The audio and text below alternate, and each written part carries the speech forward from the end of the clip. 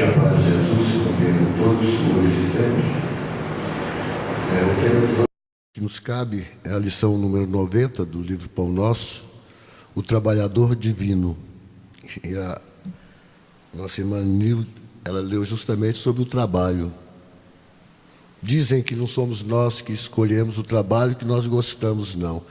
Nós recebemos o trabalho que nós necessitamos.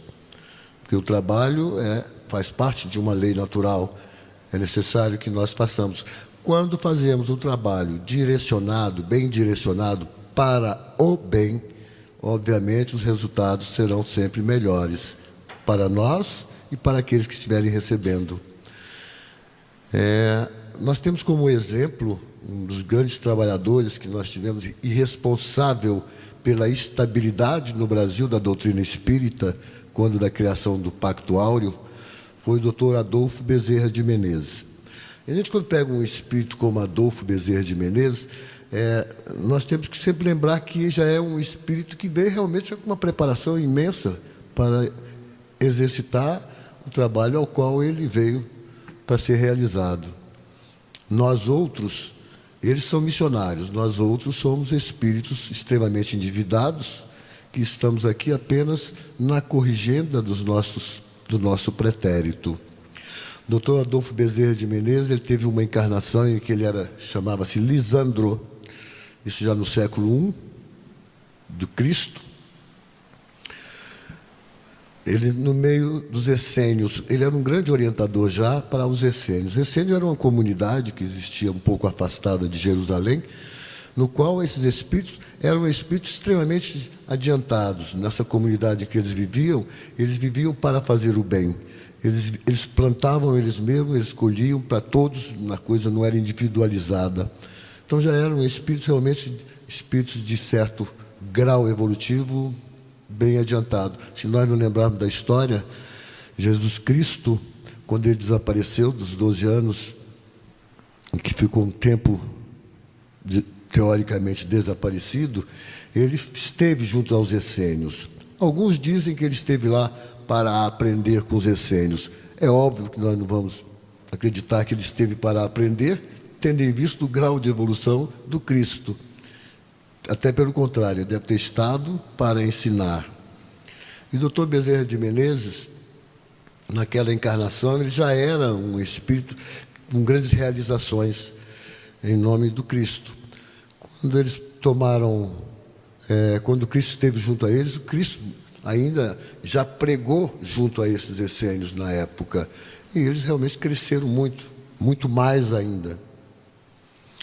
Dr. Bezerra de Menezes, além de criar o Pacto Áureo, que deu a estabilidade à doutrina espírita no Brasil, através da Federação Espírita Brasileira, ele foi escritor, e um escritor que escrevia fácil, para que fosse entendido tanto para aqueles doutores como para as pessoas mais simples. Ele foi político, dentro da política, um político extremamente honesto, cuja preocupação maior era justamente com a nação. Mas dos grandes feitos, de todos os feitos dele foram grandes, mas um dos que mais chamaram a atenção para nós foi justamente ele como médico.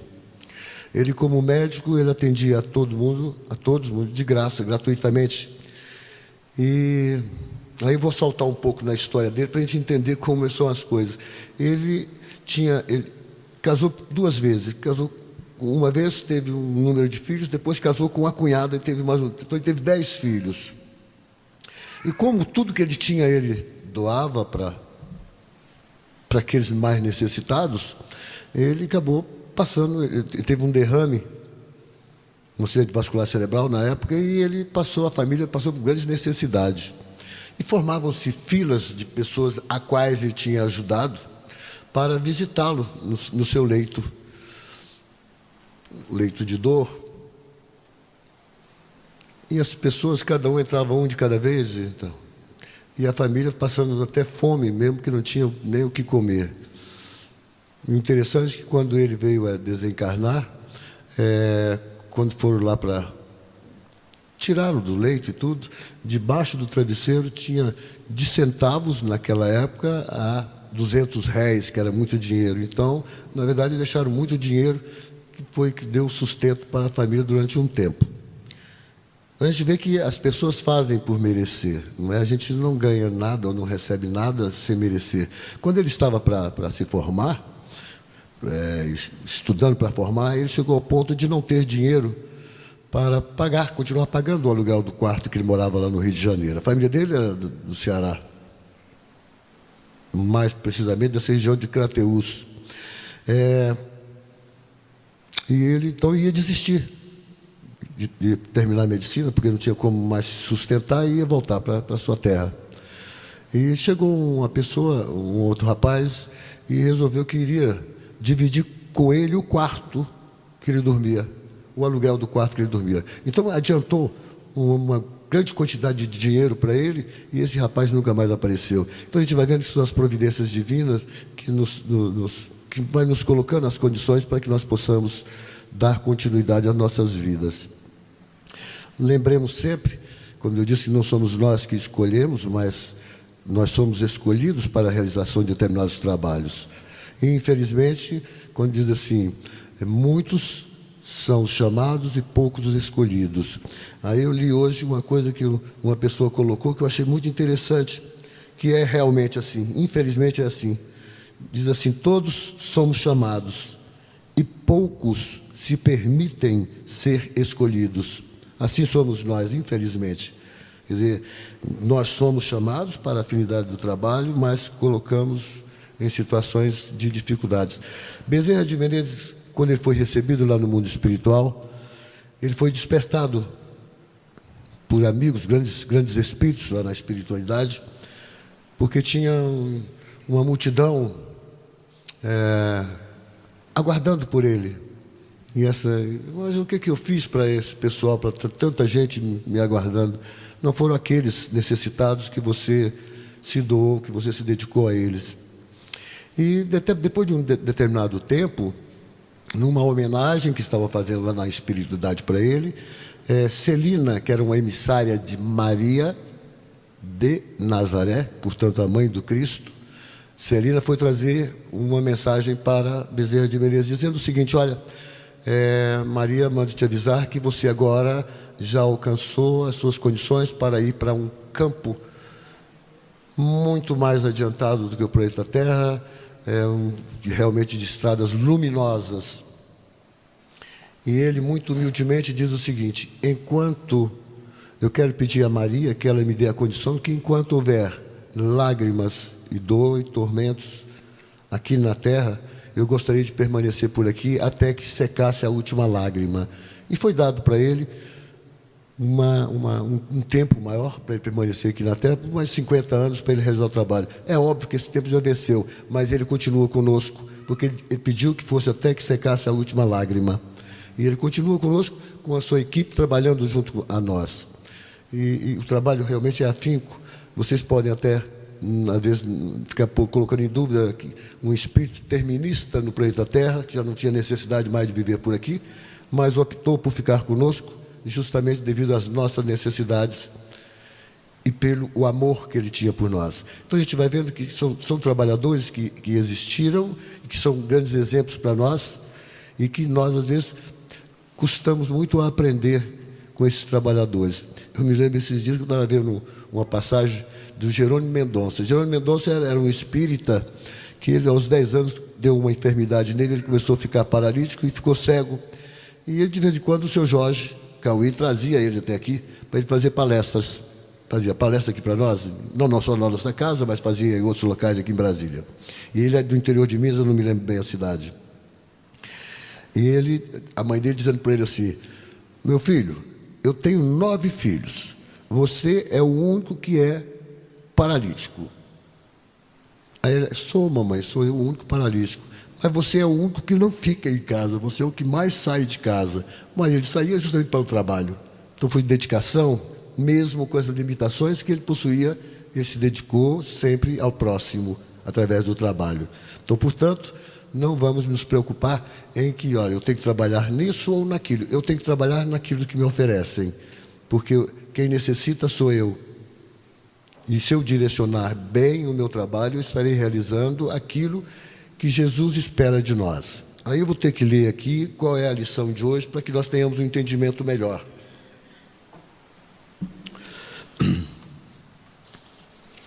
Bom, a lição é a número 90, o trabalhador divino. Aí João Batista diz, através de Lucas, ele tem a pá na sua mão, limpará a sua eira e ajuntará o trigo no seu celeiro, mas queimará a palha com o fogo que nunca se apaga. Lucas 3,17. Aí Emmanuel nos diz o seguinte: apóstolos e seguidores do Cristo, desde as organizações primitivas do movimento evangélico, designaram-no por meio de nomes diversos. Jesus foi chamado de o Mestre, o Pastor, o Messias, o Salvador, o Príncipe da Paz. Todos esses títulos são justos e veneráveis. Entretanto, não podemos esquecer, ao lado dessas evocações sublimes, aquela apresentação do Batista. O precursor designa-o por trabalhador atento que tem a pá nas mãos, que limpará o chão duro e inculto, que recolherá o trigo na ocasião adequada e que purificará os detritos com a chama da justiça e do amor que nunca se apaga. Interessante notar que João não apresenta o Senhor empunhando leis, cheio de ordenações e pergaminhos.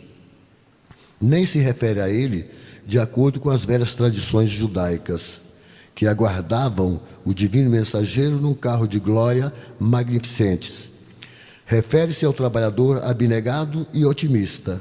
A pá rústica não descansa ao seu lado, mas permanece vigilante em suas mãos, e em seu espírito reina a esperança de limpar a terra que lhe foi confiada, as salvadoras diretrizes.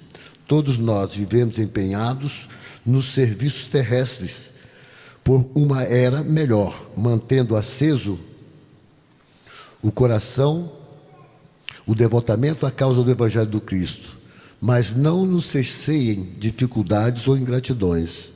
Desdobremos nossas atividades sob o precioso estímulo da fé, porque conosco vai à frente, abençoando-nos a humilde cooperação, aquele trabalhador divino que limpará a eira do mundo.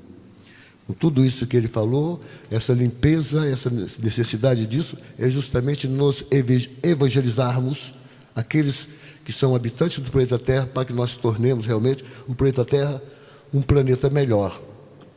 É interessante que aí eu estava pensando sobre isso, assim, nós estamos ficando pior, porque em tempos idos as coisas eram realmente, mas os homens eram também de muito menor esclarecimento, as coisas eram mais rudes, eram mais difíceis. Hoje nós vemos que nós temos uma tecnologia muito mais avançada, temos a possibilidade do esclarecimento maior, e nós estamos vendo aí que a África morrendo milhares de criaturas todos os dias, nós vemos aí o problema da Líbia, da Turquia, tantos isolamentos, tantas pessoas que estão sendo ceifadas suas vidas, e as esperanças parece que não surgem.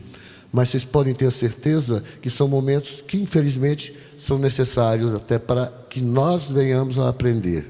Se nós sensibilizarmos os nossos corações de que, olha, o que nós pudermos fazer em benefício do próximo, com toda certeza estaremos fazendo principalmente para nós mesmos. Mas aquele que está com fome, ele necessita de uma alimentação naquele momento que ele está com fome. Não vai ter como esperar. Aquele que está doente necessita de um médico no momento que ele está enfermo. E, infelizmente, nós vemos aqui, que nós estamos vendo no nosso próprio Brasil, que nós ficamos enfermos e não temos mais recursos para que sejamos atendidos com precisão, para que nós possamos ter uma saúde melhor. Não temos. Então não adianta nós falar que nós estamos desenvolvendo uma tecnologia que hoje nós operamos, fazemos cirurgias através da robótica, já lá dos Estados Unidos fazem uma cirurgia cardíaca aqui no Brasil. Tá, mas quem é que tem acesso a isso? Com poucos de nós temos acesso. Eu estive ontem, meu filho vinha com um problema de uma enfermidade aí, não sabia o que era, e eu sempre dizendo para ele que, olha, tudo indica que é essa doença está dando aí do mosquito aí, dengue, tudo indica que é dengue. Mas ele nem a mãe dele acredita, diz que santo de casa não faz milagre, né? Então deve ser a verdade mesmo. E acabou que aí acabou entendendo, como ele passou mais mal, foi para o hospital ontem, aí confirmou-se dengue. Então, nós temos uma calamidade, já estamos aqui, por exemplo, a metropolitana, pelo menos onde eu moro, está com um número enorme de pessoas infectadas pela dengue. Então, o que cabe ao governante? As providências, o trabalho para que evite que o mal se alastre. Mas está acontecendo que o mal está se alastrando e nós não vamos providência nenhuma. Graças a Deus, nós temos as intempéries. Agora nós vamos entrar num período mais frio. A tendência é que esses mosquitos tendem a desaparecer mais. Então, talvez nós tenhamos um período de diminuição de contaminação por isso. Mas quando eu me lembro desses detalhes de grandes trabalhadores, eu me lembro de Maria de Madalena. Não é a primeira vez que eu faço Maria de Madalena aqui, porque eu realmente sou um grande admirador dela. Mas é interessante porque Maria de Madalena, quando ela que vivia na luxúria, nas grandes farras, uma mulher que era muito bonita e era muito assediada pelos romanos, embora ela fosse, por isso que era Maria de Magdala, embora ela fosse da Palestina mesmo, mas ela era muito assediada e ela era rica também, tinha grandes posses. Quando Maria de Madalena conheceu Jesus, uma das primeiras coisas que ela fez foi justamente o olhar só penetrante do Cristo, com seu amor, com sua bondade, já fez com que ela repensasse o que esse homem tem para que ele possa fazer isso, tentar fazer com que eu me busque dentro de mim mesmo, que dentro da minha intimidade eu procure ver quem eu sou.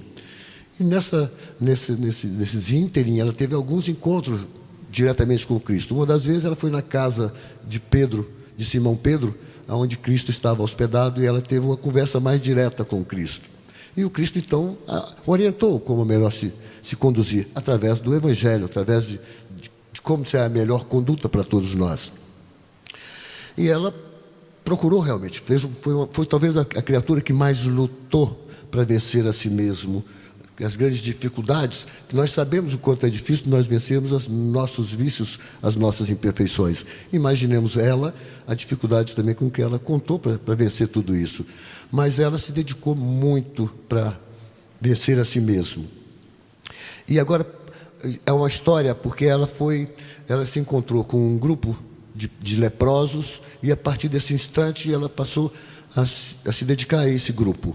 E esses grupos, naquela época, eles eram realmente afastados do meio do convívio social, não podiam viver no meio da cidade. E esse grupo foi para Jerusalém. Em Jerusalém foi pior, porque aí os governantes, aqueles que mandavam, realmente expulsavam da cidade. E Maria de Madalena, acompanhando o grupo, foi para o Vale dos Imundos, ou o Vale dos Leprosos. E ela se dedicou de corpo e alma a essas criaturas, pensando suas feridas, dando água àqueles que estavam sedentos e auxiliando a todos aqueles que... E, é claro, acabou, portanto, a lepra é uma doença que você pega por uma convivência longa e muito íntima. Aí você acaba adquirindo a hanseníase. É claro que nós só vamos adquirir uma doença também, porque nós vamos, se tivermos algum débito em relação a ela.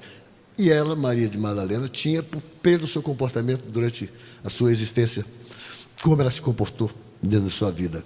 E ela teve que vencer todas essas imperfeições. E ela acabou adquirindo a hanseníase e vindo a falecer de hanseníase. Agora, por que ela foi parar lá com os leprosos, se já existia naquela época a Casa do Caminho? Justamente porque os criadores, aqueles que eram os 12 apóstolos que estavam na Casa do Caminho, eles não a aceitaram na Casa do Caminho, tendo em vista a sua história pregressa. Eles, com excesso de zelo pela Boa Nova, não deixou que ela adentrasse para a Casa do Caminho. Então ela acabou tendo que fazer o trabalho dela. Por isso que eu digo, o trabalho aparece de acordo com as nossas necessidades e não de acordo com aquilo que nós queremos fazer. E para ela foi da mesma forma. Fechou-se uma porta, mas abriu-se outra. E Cristo faz assim para todos nós. Se nos fecharmos alguma condição, Ele abrirá outras condições para nós.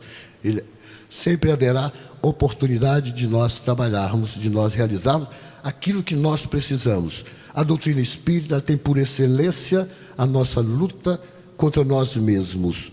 é vencermos as nossas imperfeições, é procurarmos nossa reforma moral. Essa é a maior importância da doutrina espírita. Agora, sem dúvida nenhuma, um dos meios de nós encontrarmos isso é através do trabalho. E principalmente do trabalho direcionado, como eu disse no início, ao bem. Se eu direcionar bem, eu vou realizar boas coisas. Se eu direcionar para o mal, claro que eu estarei me comprometendo cada vez mais. E nós temos as chances, as oportunidades, elas surgem para nós. O trabalho necessariamente não seja um trabalho que seja pesado para nós. Não é um trabalho pesado nós irmos ao lar dos velhinhos, frequentando ao lar, e só conversarmos com os idosos, com alguns que têm histórias para contar, para alguns que estão angustiados, para alguns que estão deprimidos por ali estar abandonados, teoricamente. Não estão abandonados, porque tem sempre alguém ao nosso lado, realizando algo de bom para nós. A companhia que eu tiver vai depender muito de mim, vai depender muito do meu comportamento. Mas, normalmente, como nós não estamos abandonados, há sempre um anjo próximo a nós. E lá no lar também, é óbvio que nenhum daqueles idosos estão abandonados. Mas a sensibilidade de cada um é diferente para cada um de nós. Eles lá, às vezes, se angustiam, se deprimem por sentir o abandono. E esse abandono poderia ser um pouco amenizado se nós nos propuséssemos a pelo menos ir lá visitá-los, conversar com aqueles que for possível conversar, ouvir a sua história.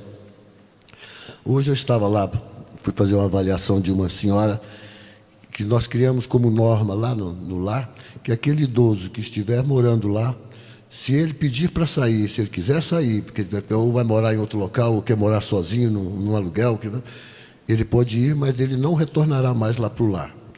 Não retornará porque normalmente nos traz algumas complicações, tem nos trazido complicações. Então nós criamos essa norma. E hoje veio uma senhora que ela tinha pedido para sair, para ir morar de aluguel. E foi. Só que é óbvio que, imaginemos você ter dentro de um lar, você tem a roupa lavada, você tem a comida na hora certa, você tem o remédio na hora certa, e aí você vai morar sozinho, você já não tem tudo isso. Né? Tudo aquilo se torna um pouco mais difícil. Eu digo sempre que eu estou lá trabalhando lá no lar, para ter já o meu lugar garantido lá, quando for necessário. Porque, olha, não é possível que vocês não quebrem o meu galho, pelo menos me arrumam um lugarzinho. Porque vocês já imaginaram um indivíduo que está, às vezes, acamado, que está com uma perna amputada, que necessita de auxílio de todo, se não tiver alguém que os auxilie, como é que vai ser a vida deles? Muito mais difícil, talvez muito mais deprimente para eles. Então é melhor que eles sejam auxiliados, e isso nós podemos fazer. Não adianta nós ficarmos arrumando desculpas que eu não gosto de alguém lá, ou que eu não, porque tem pessoas lá que não... Não adianta, eu tenho que fazer a minha parte, eu não tenho que me preocupar com os outros. É lógico que eu preocupo com os outros, tendo em vista que somos irmãos. Porém, cada um segue aquilo que o seu livre-arbítrio lhe ditar. Mas lembremos também que o meu livre-arbítrio, ele tem um certo limite. E quando eu sentir, é bom do coração, quando nós queremos melhorar, queremos fazer modificações de nós, obviamente que eu tenho que respeitar as opiniões dos outros, tenho que respeitar a ideologia dos outros, respeitar as escolhas dos outros. Então, muitos idosos ali são difíceis para se conviver com eles. Mas, felizmente, nós temos que conviver até para que nós aprendamos. Não é? Tem alguns lá que são terríveis. Embora estejam lá, mas são de uma arrogância impressionante de dizer para você que eu não preciso disso aqui, eu posso ir embora a hora que eu quiser. Aí eu disse para ele, então, você não precisa, nós também não te obrigamos a ficar aqui. Né? A escolha é sua. Mas vão nada, né? Como é que vão se depois vão para um lugar que eles não têm nada? Que eles perdem completamente as esperanças. Nós achamos que nós temos amigos. Esse, por exemplo, eu sei que tinha muitos amigos que no começo muitos iam lá e visitavam ele. Agora já não o visitam tanto. E é assim que vai sendo nossas vidas. Mas nós temos que lembrar que enquanto nós pudermos, nós podemos fazer isso, vamos fazer. Então, trabalho não é o que nos falta. O que nos falta, na verdade, é a disposição para tal. E isso cabe a cada um de nós. Né? Jesus está à frente, Jesus está nos conduzindo para aquilo que é melhor para nós. Mas somos nós que acabamos por fazer as escolhas. E, infelizmente, muitas vezes fazemos as escolhas que não são boas para nós. Quando a gente fala a trabalhar na mediunidade, isso aí é uma moleza. Trabalhar na mediunidade, primeiro foi que eu pedi lá para reencarnar, me dá a mediunidade que através dela eu vou ajudar muita gente. Aí eu chego aqui, nem na mediunidade eu trabalho. Então, aí que é danado, né? A gente vê pessoas necessitadas de se dedicarem àquilo que eles pediram da sua reencarnação. E chegam aqui, simplesmente se esquecem dos compromissos. É até bom que esqueça mesmo, porque senão nós estaríamos fazendo apenas por obrigação e não por sentimento. E o que nós temos que mudar e buscar é justamente melhorar os nossos sentimentos. Nós temos... A doutrina espírita, ela é espetacular. Ela não me exige nada, ela não me cobra nada. Ela não quer que, se eu quiser fumar, eu fumo, se eu quiser beber, eu bebo, se eu quiser jogar, eu jogo, se eu quiser, o que eu quiser fazer, eu posso fazer. E ela não vai me proibir. Ela apenas vai me conscientizar de que aquilo que eu estou fazendo me faz mal. Agora, quem responderá pelo mal serei eu. Então, a cada um de nós, a responsabilidade cabe a nós. Não adianta nós pensarmos que alguém vai ter que chegar para mim e me cobrar. Você pode andar melhor, mais reto, pode ser um cara mais correto. Tá bom, eu poderia mesmo ser mais correto. Hoje ainda tem algumas limitações, porque o nosso apego às coisas materiais ainda são muito fortes em nós. O nosso apego aos prazeres da vida que ela nos dá ainda são extremamente intensos. E aí nós não conseguimos mudar muita coisa em nós. Então cabe a luta individual. Pode ter alguém que me ajude além do Cristo?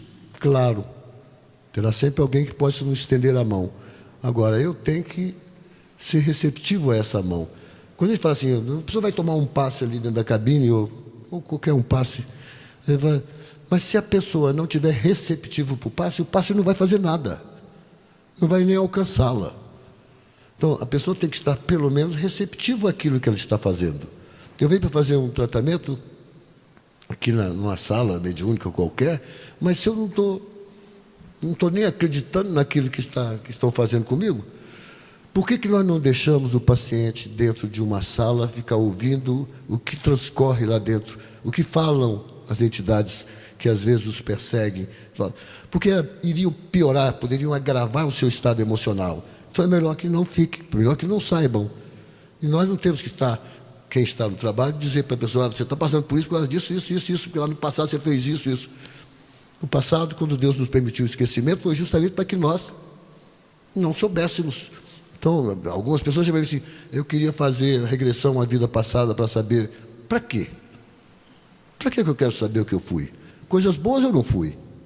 Com toda certeza, que se eu fosse coisas boas, provavelmente eu não estaria encarnado nessa situação que nós estamos, passando por um momento de transição do planeta, por um problema difícil, o planeta passando por momentos dolorosos, criaturas sofrendo imensamente, e às vezes nós sentimos que eu não posso fazer nada. Podemos fazer assim. Eu fico com vergonha quando eu vejo aquela propaganda do Médicos Sem Fronteira, solicitando que possamos doar R$1 por dia, sei lá, que já ajudaria a muitas criaturas, muitas crianças lá que estão lá morrendo de fome.